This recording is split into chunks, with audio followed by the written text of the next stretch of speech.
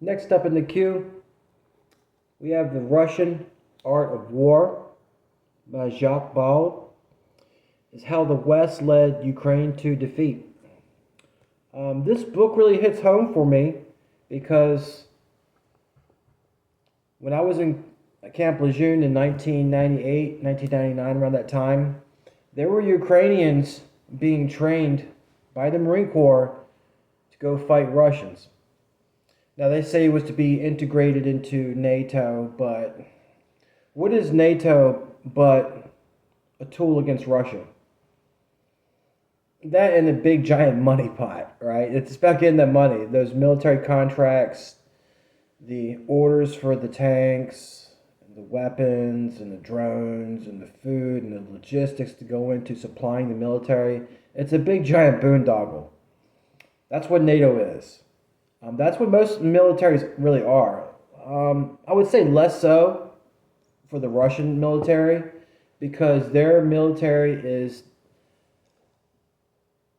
it's just set up differently than the Western militaries, and their industrial output and the way their defense contractors and defense companies operate, they're more of a socialist system where the government has state control and state influence over the companies that produce tanks, drones, machine guns, things like that. And it's different in the United States to where these companies just go run wild. I don't know if you might have paid attention to some of the stuff that's came out about the U.S. Navy in recent years. A lot of the ships they're putting out are just junk, just worthless junk. And they fudged the numbers on the thickness of the steel and how the steel was made and how it's made to composites for the ships. And wow, it's just fraud. There's no way else to put it. It's a boondoggle. And but for this book, it's really for militarists.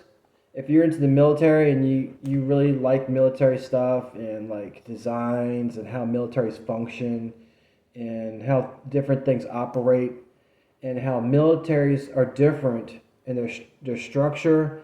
Not only that, but what their mission is.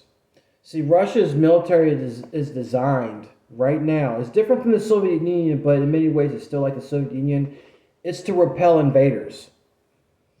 Russia has a very, very long border. It's I think it's the biggest country on the earth and has one of the longest, if not the longest, border of any country on earth. And they're always being invaded from Europe. Back in the day, they were being invaded from the east. They were being invaded by the Mongols.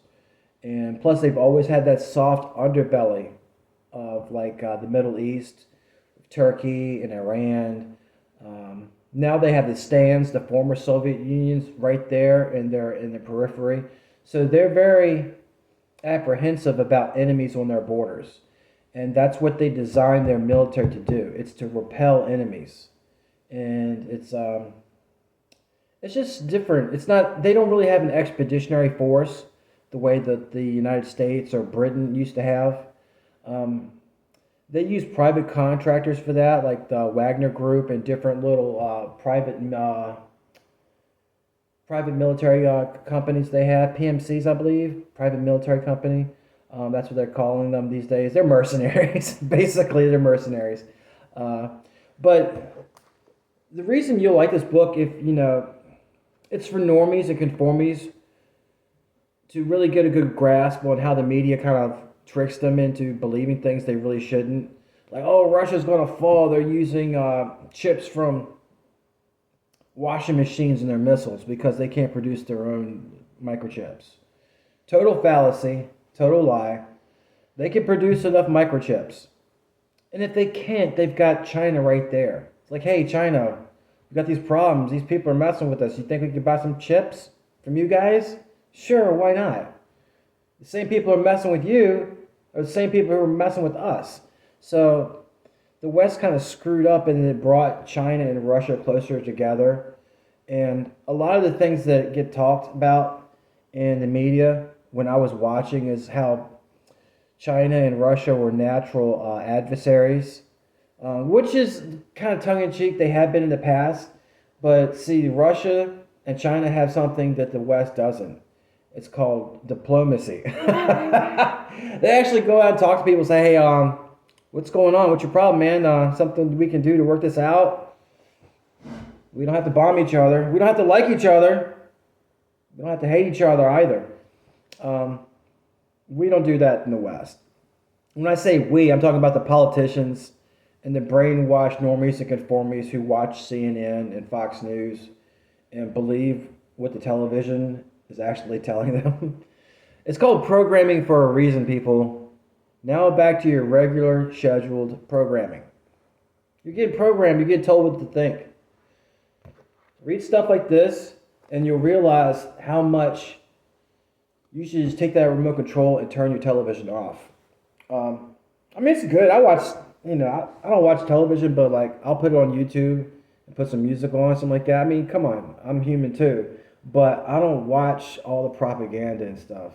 I didn't even know we were at war. That's how tuned out I have been, just trying to get my own head right. And who can function like that all the time? War, war, war, war, war. State of fear, state of fear. They keep you in a state of fear so you will not make rational, logical decisions. You will act out and outsource your own thinking to the television, to these politicians. And there's very few people that can cut to the truth.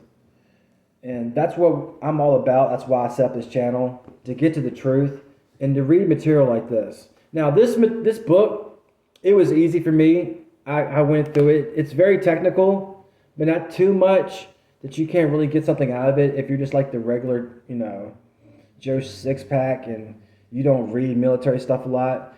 If you want to know how the Russian military operates, this is really a good book. It's similar. They're similar to the Soviet Union because they still had the same borders, more or less, than the Russian Empire, the Soviet Union, and now the Russian Federation. So they still have the same problems and issues they've always had. That's why they always have enemies or vassals on their borders, because they're very nervous about being invaded, because they've got all these natural resources. People like Napoleon and that Austrian painter and Wall Street, they want to come in there and they want to get those natural resources. They want that oil. They want that coal. They want those rare earth minerals. They want those hydrocarbons. It's about that oil game. One of the Jacques Baud, I don't know if I pronounced your name right. I don't speak French. Good book. Really good book. But if you've been keeping up with the Ukraine war and you're a military person, you're former military, you kind of know what's in this book already. But it's good for people who don't know. All right? I knew this stuff. I read through this book. I'm like, yeah, I know this. I know this. It's one of the things, though, that he reminded me of is that when the United States was, when Russia was bombing ISIS in Syria, they hit a compound that was supposed to be an ISIS headquarters, and it was full of American, British, Qatari, and Turkish intelligence officers. So if you don't know, ISIS was a creation of the West to overthrow Bashar al-Assad and to put a puppet government in there so Judah can be happy. All right, that's pretty much it. So more people can grab land, so Judah can grab land, and Turkey can grab land, and you look at the human cost of that war, it makes me nauseous, really. It's terrible, man. I can't describe it. That's why I don't really delve into a lot of stuff anymore. I'm trying to get into more like psychology and different things like that. But if you don't know, read this book and you will know. The last issue I have with the author is that he states in this book that the Western journalists and the media have lost, they're losing credibility, and they've lost credibility. And I think to myself, bruh, they never had any to begin with. They didn't have any to begin with, right? It's nothing new. This goes back to yellow journalism, the Pulitzer Prize, all the stuff that the media and the newspapers do to. They're pretty much an arm of the state. I forget what the what is it state it is from the French mind, like third or fourth estate. I can't remember, but the media, independent journalists, they're not independent. Okay, they're prostitutes. They're whoas. Okay, they will get that paycheck, right? These people got mortgages, they got kids, they got an ex-wife. They got to make that money. And when you've got to make that money, you're gonna do what your employer wants you to do. All right. If you're working at Fox News or you're working at CNN or the Washington Post or the LA Times, guess what?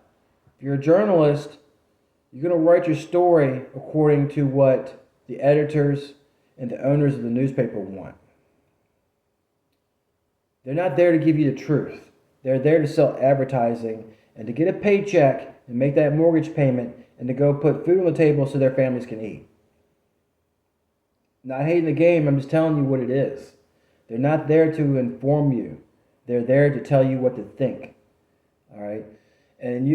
I get a lot of this because I know a lot of different people. I've met a lot of different people like from Eastern Europe, from the old Soviet Union, from the Warsaw Pact, like from Poland. I love Polish people. I do. I love Polish people. But oh my God, are you people naive when it comes to the West?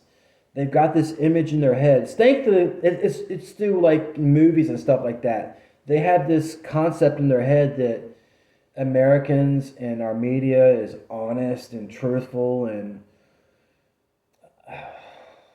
really, it's really naive. And he's like this too. He's a Frenchman, but he's got that. It's like, oh, y'all lost credibility. They never had any. They never had any. They're not going to report to you the truth. I mean, now that we have social media and we've got people that can come out there, even smaller channels like this, I can come out there and point to you. I'm like, hey, these people are lying to you. The truth is getting out there these days. It's harder to hide stuff and just repeat this jingoistic BS all the time and have people plug into this message, this narrative that like, oh, what President Clown Shoes says is correct because he said so and God wills it. It's not like that anymore. And that's really a great thing. Like when the Syrian war was kicking off, they had this like site called Syria Maps or something like that. And it would show where the different little battles were at. And you could click on these little pictures and they would post stuff of what they were doing. The Kurds would post stuff. The Sunni fighters would post stuff. The Shiite fighters would post stuff. The Persians would post stuff. The Russians. The Baathists would post stuff. And sometimes they would post the wrong stuff. And it was like, hey, why does that guy with the ISIS uniform on have a U.S. Army tattooed right here on his forearm, right here on his arm? Where did they get all these brand new Toyota pickup trucks? Where did they get all this equipment, this NATO equipment, these brand new uniforms? Did they just go to Terrorist R Us, put it on the gold credit card? No. Come on, people. Don't be a schmuck. All right? Get stuff like this and don't be a Muppet. You'll be washed up and thrown in the gutter, just like every other Muppet. It's a good book. I highly recommend it. You can get it at the library. You get your own copy too. Until next time, people.